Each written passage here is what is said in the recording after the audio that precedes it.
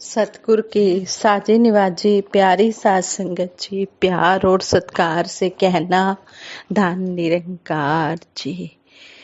साध संगत जी, सतगुरु ने हमें ये जो ब्रह्म ज्ञान दिया है, ब्रह्म ज्ञान की परम ज्योति का हम पूरा पूरा लाभ उठाएं और मानवता की राह पे चलकर सुंदर घर संसार सजाएं। आओ अपने मन समझाएं, वचन गुरु के हम अपनाएं। निराकार साकार मिला है, शुभ अवसर न आज गवाएं। भक्ति शक्ति मुक्ति के संगम में परिवार सहित नहाएं। प्यार के फूल खिलाते जाएं, धरती को गुलजार बनाएं। गुरुदेव जो चाहते हमसे मन जीवन में वही बसाएं। ज्ञान उजाला पाकर भी क्यों अंधकार में ठोकर खाएं। सतगुरु हमें समझा रहे हैं कि ज्ञान रूपी उजाला पाकर फिर हमने अंधेरे में ठोकरें नहीं खानी हैं। सतगुरु का कहने का भाव यही है कि ये ब्रह्म ज्ञान की परम ज्योति का हमने पूरा पूरा लाभ उठाना है और मानवता की राह पर चलकर सुंदर घर संसार सजाना है और गुरु के वचनों को हमने अपनाना है। हमें निराकार साकार मिला है, इस अवसर को हमने नहीं गंवाना है और हमने इस अवसर का लाभ उठाते जाना है और प्यार के फूल खिलाते हुए इस धरती को गुलजार बनाना है। और हमने जो भी गुरुदेव हमसे चाहते हैं, हमने वही बात को अपनाना है, उसी बात को अपने जीवन में बसाना है। सतगुरु हमें समझाते हैं कि हमने प्रेम, नम्रता, विशालता, दया, करुणा, प्रेमा भक्ति के भाव मन में लाने हैं। हमने नफरत, वैर, ईर्ष्या वाले, द्वेष वाले भाव मन में नहीं लाने हैं। जब हमारे मन में सबके लिए प्यार होगा, घर हो या बाहर हो, तो फिर सारा संसार ही सुंदर नजर आएगा, फिर स्वर्ग सा संसार बनेगा।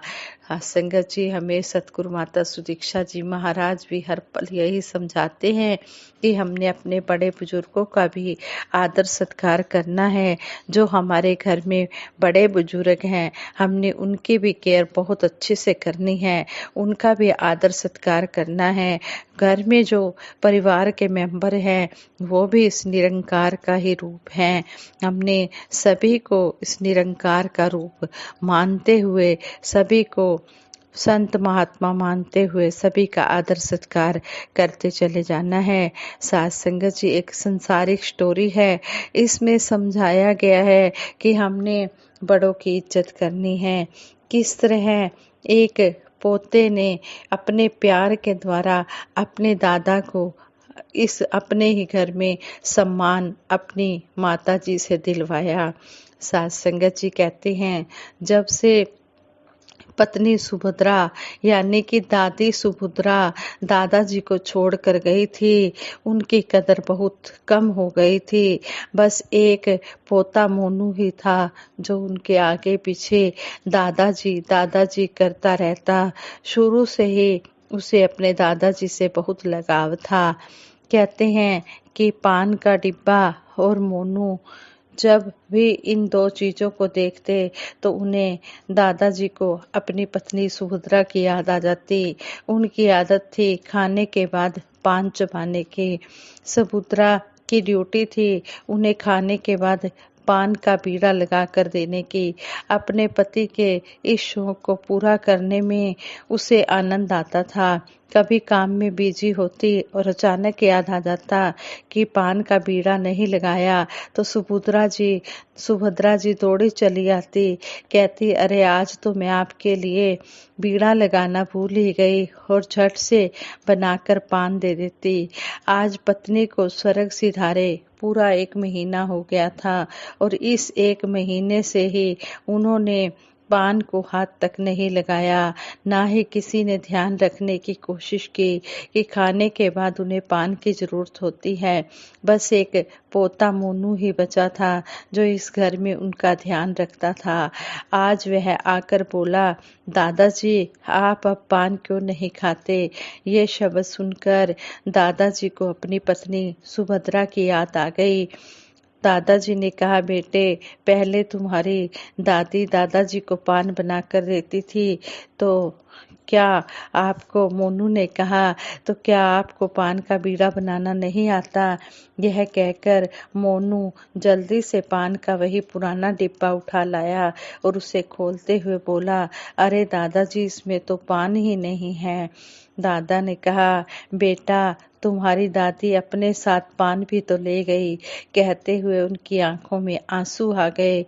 मोनू को देखकर, उसकी बातें सुनकर उन्हें हर रोज अपनी पत्नी सुभद्रा की याद आ जाती, क्योंकि उसका चेहरा, बातें करने का अंदाज, आदतें हूबहू सुभद्रा से मिलती जुलती थी।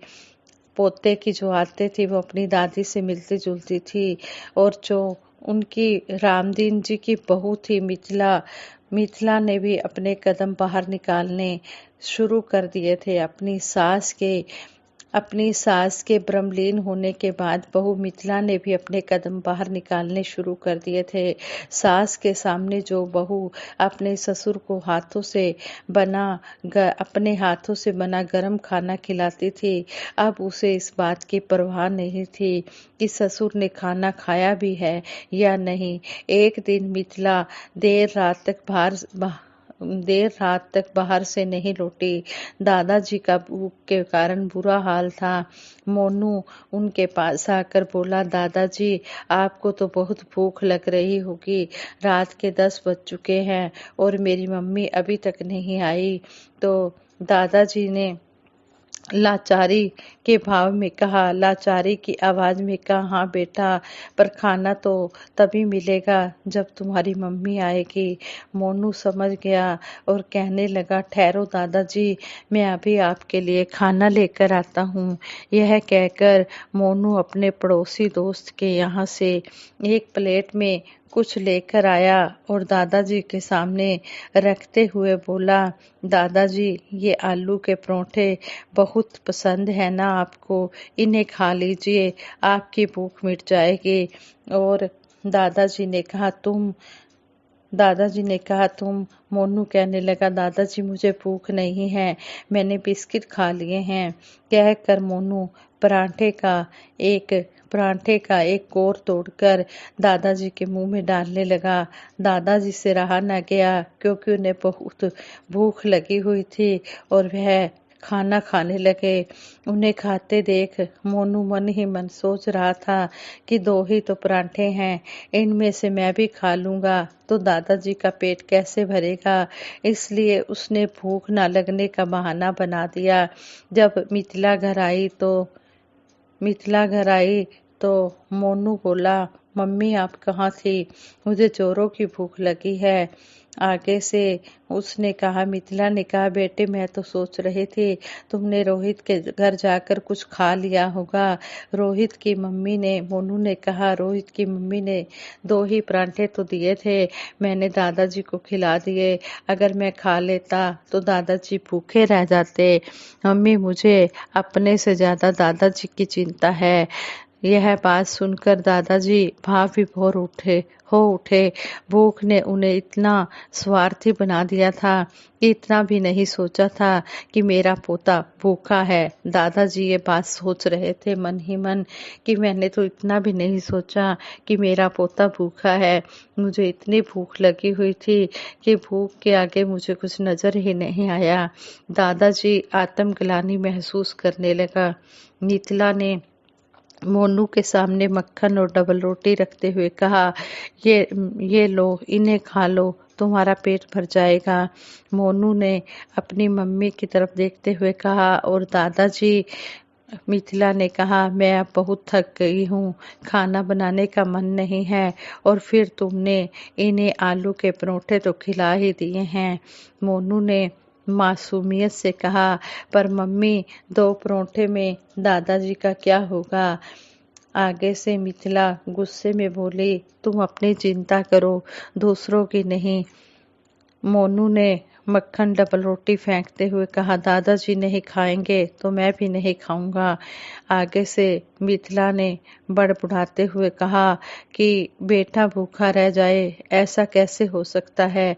और बेटे की खातिर उसने खाना बनाया और चुपचाप डाइनिंग टेबल पर रखकर चली गई।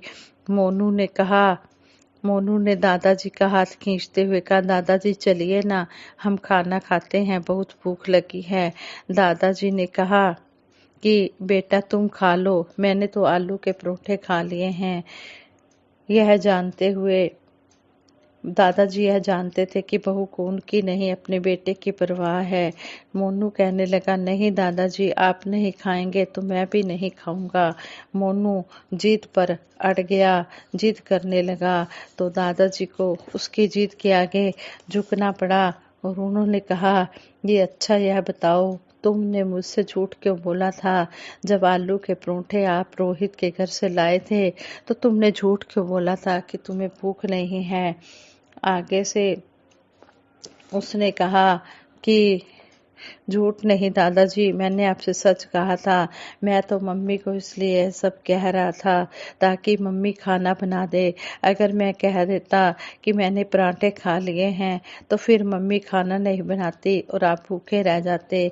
मोनू की बातें सुनकर दादाजी का हृदय पिघल गया।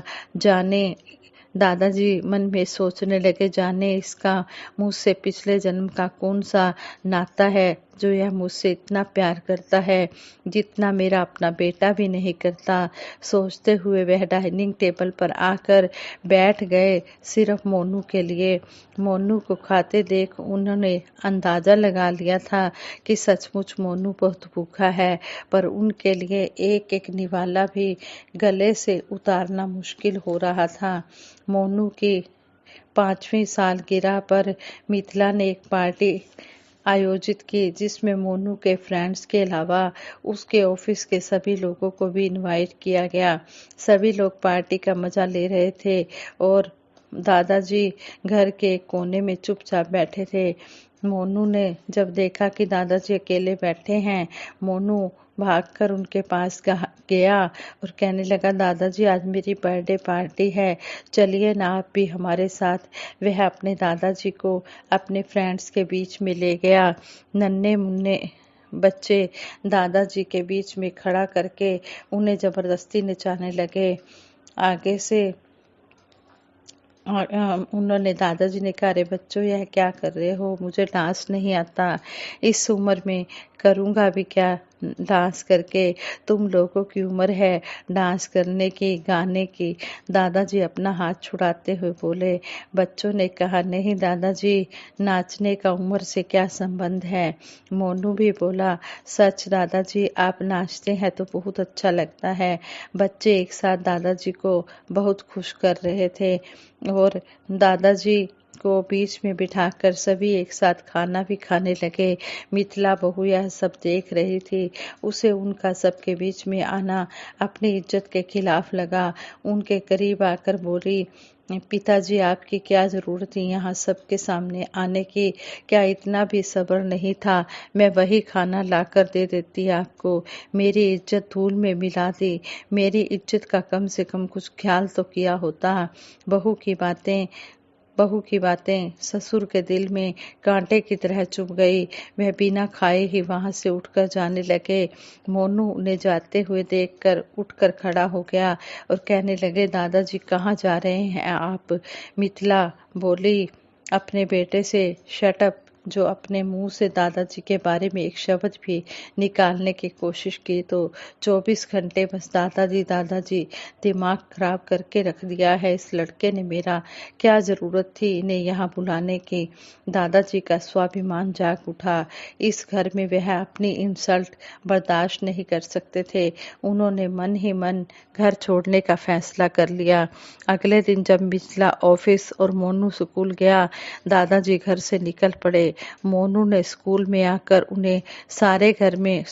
आकर उन्हें घर में सारे घर में ढूंढ लिया और दादाजी कहीं नहीं मिले।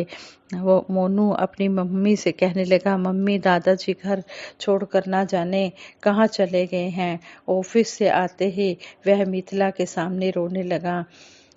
जब उसकी मम्मी ऑफिस से आई तो मोनू ऑफिस से मम्मी के आने पर रोने लगा और मिथिला ने हाथ हिलाते हुए लापरवाही से जवाब दिया, कहाँ जा सकते हैं वहाँ, वह यहीं कहीं होंगे।